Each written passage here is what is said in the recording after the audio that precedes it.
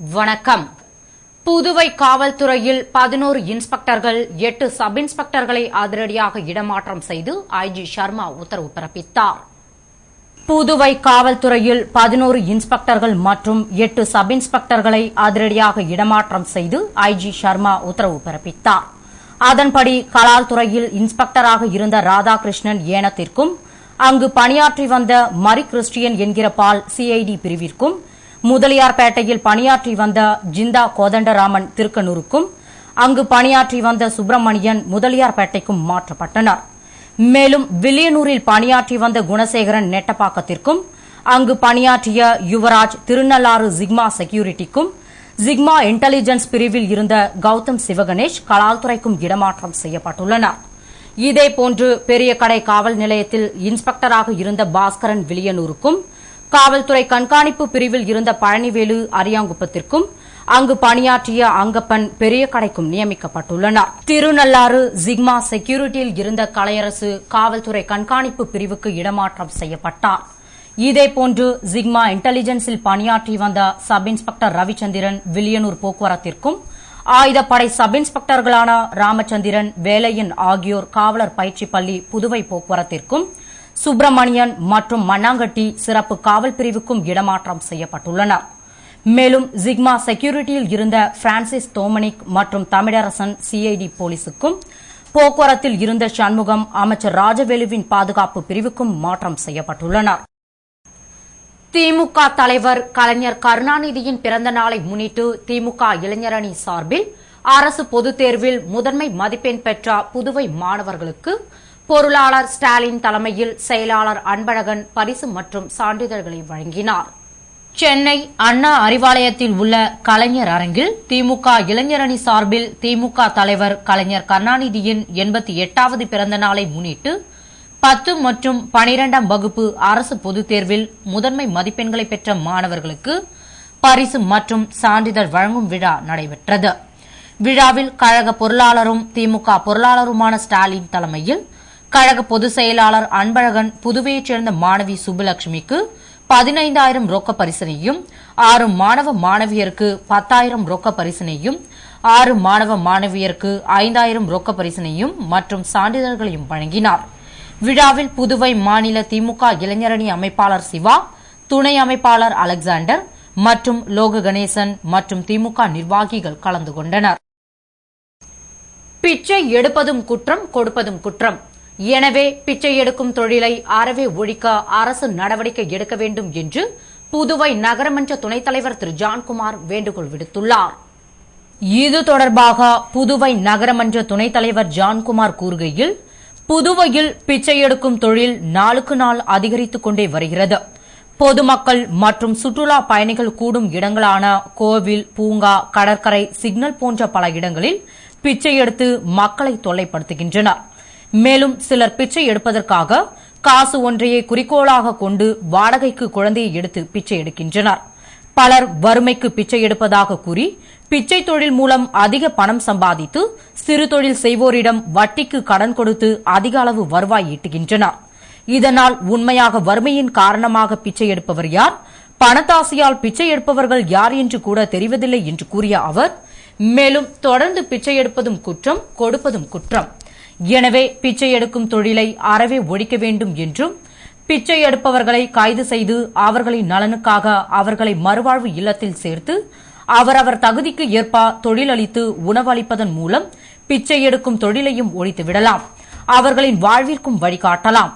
இதன் மூலம் வெளி மாநிலத்திலிருந்து காசுக்காக பிச்சை எடுக்க வந்தவர்கள் பணத்தாசை பிடித்து பிச்சை எடுப்பவர்கள் ஓடிவிடுவார்கள்.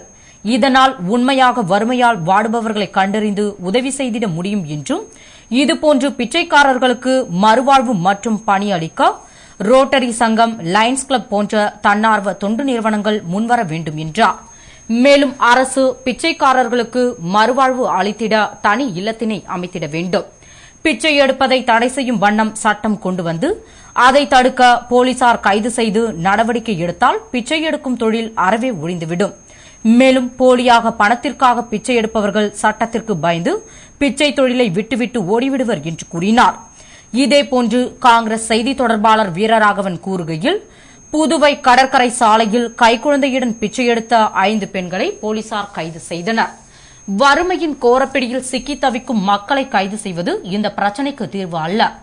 மத்திய மாநில அரசுகளிடமிருந்து லட்சக்கணக்கான நிதியுதவி பெற்று இயங்கி வரும் தன்னார்வ தொண்டு நிறுவனங்கள் பிச்சைக்காரர்கள் புனர்வாழ்விற்காக இயங்கி வரும் அரசு நிறுவனத்தில் கொண்டு சேர்ப்பதுதான் தீர்வு என்றும், வறுமைக்காக வழங்கப்படும் இலவச அரிசி இவர்களுக்கு ரேஷன் கார்டு உள்ளதா என கண்டறிந்து அரசு வழங்க நடவடிக்கை எடுக்க வேண்டும்.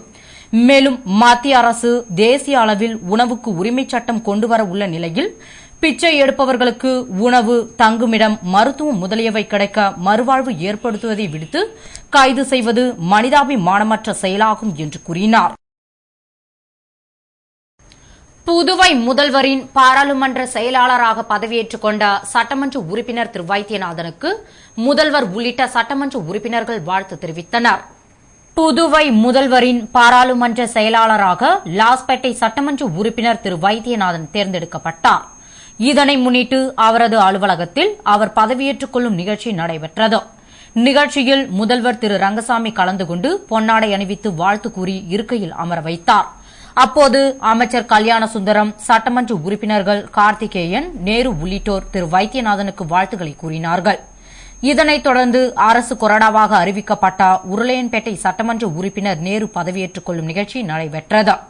இதில் முதல்வர் திரு ரங்கசாமி கலந்து கொண்டு நேருவுக்கு பொன்னாடை அணிவித்து வாழ்த்து கூறி இருக்கையில் அமர வைத்தார்.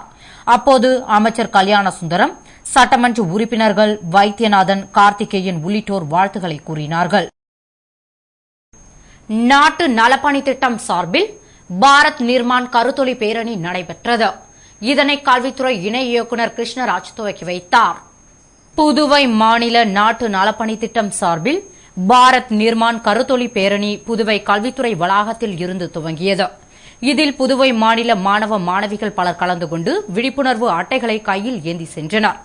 முன்னதாக கல்வித்துறை இணை இயக்குநர் கிருஷ்ணராஜ் கொடியசைத்து பேரணியை துவக்கி வைக்க பாரத் நிர்மான் கருத்தொலி இயக்க ஒருங்கிணைப்பாளர் சிவக்குமார் மற்றும் நாட்டு நலப்பணி திட்ட இணைப்பு அலுவலர் ஏமுராஜன் ஆகியோர் முன்னிலை வகித்தனர். பேரணி சுப்பையா சாலை, குயவர்பாளையம், லெனின் வீதி, சாரம், காமராஜர் வீதி, ராஜீவ்காந்தி சிலை வழியாக மீண்டும் கல்வித்துறை வளாகத்தை வந்தடைந்தது. இதற்கான ஏற்பாடுகளை திட்ட ஒருங்கிணைப்பாளர் பூபதி செய்திருந்தார். புதுவை அரசு நலம் மற்றும் சுற்றுலாத்துறை அமைச்சர் திரு ராஜவேலு ஆதி திராவிடர் நலத்துறை மற்றும் சுற்றுலாத்துறை அதிகாரிகளுடன் ஆலோசனை நடத்தினார். புதுவை அரசு நலம் மற்றும் சுற்றுலாத்துறை அமைச்சராக பொறுப்பேற்றுக் கொண்ட அமைச்சர் ராஜவேலு இன்று தனது அலுவலகத்தில் ஆதி திராவிடர் நலத்துறை மற்றும் சுற்றுலாத்துறை அதிகாரிகளுடன் ஆலோசனை நடத்தினார். அப்போது தற்போது நடைபெறும் திட்டப்பணிகள், செயல்படுத்தப்பட உள்ள திட்டப்பணிகள், ஆதி திராவிட மக்களுக்கான நலத்திட்ட உதவிகள், சிறப்பு திட்ட நிதி, பாட்கோ மூலம் கட்டும் வீடுகள் குறித்தும், சுற்றுலாவை மேம்படுத்த எடுக்க வேண்டிய தேவையான நடவடிக்கைகள் குறித்தும் அதிகாரிகளுடன் ஆலோசனை மேற்கொண்டார். கூட்டத்தில் ஆதி திராவிட நலத்துறை இயக்குநர் அசோகன், சுற்றுலாத்துறை இயக்குநர் சிவக்குமார் மற்றும் அதிகாரிகள் கலந்து கொண்டனர். புதுவை முதலியார்பேட்டை உழந்தை கீரப்பாளையம் அருள்மிகு கங்கைமுத்து மாரியம்மன் ஆலயத்தில் கொடிமர கும்பாபிஷேகம் நடைபெற்றது. புதுவை முதலியார்பேட்டை உழந்தை கீரப்பாளையத்தில் எழுந்தருளியுள்ள ஸ்ரீ கங்கைமுத்து மாரியம்மன் ஆலயத்தில் அம்மனுக்கு புதியதாக கொடிமரம் நிறுவி அதற்கு கும்பாபிஷேகம் நடைபெற்றது. இதனை முன்னிட்டு முன்னதாக ஆலயத்தில் விக்னேஸ்வர பூஜை, கணபதி ஹோமம், நவகிரக ஹோமம், கும்பாலங்காரம், யாகசால பூஜையும் பின்னர் பூர்ணஹதி தீபாராதனையும் நடைபெற்றது. இதனைத் தொடர்ந்து கொடிமரத்திற்கு கும்பாபிஷேகம் நடைபெற்றது. பின்னர் அம்மனுக்கு சிறப்பு அபிஷேகம், அலங்காரம் மற்றும் ஆராதனையும் மகா தீபாராதனையும் நடந்தது. இதில் ஏராளமான பக்தர்கள் கலந்து கொண்டு சாமி தரிசனம் செய்து அம்மன் அருள் பெற்றனர். கலந்து கொண்ட அனைவருக்கும் ஆலயத்தின் சார்பில் பிரசாதம் வழங்கப்பட்டது. விழாவிற்கான ஏற்பாட்டினை ஆலய அறங்காவல் குழுவினர், தனி அதிகாரி, விழா குழுவினர் மற்றும் ஊர் பொதுமக்கள் செய்திருந்தனர். இத்துடன் செய்திகள் நிறைவடைகின்றன. வணக்கம்.